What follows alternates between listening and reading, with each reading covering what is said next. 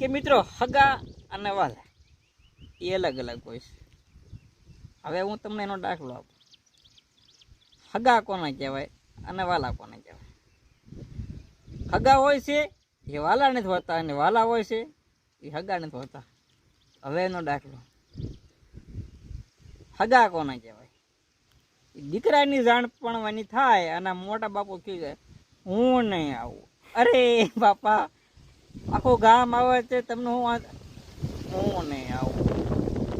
અરે તમારા ભાઈનો દીકરો પરણે તમે નહીં આવો, હું નહીં આવું.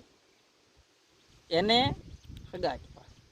હવે વાલા કોને કહેવાય એ હું તમને કહું.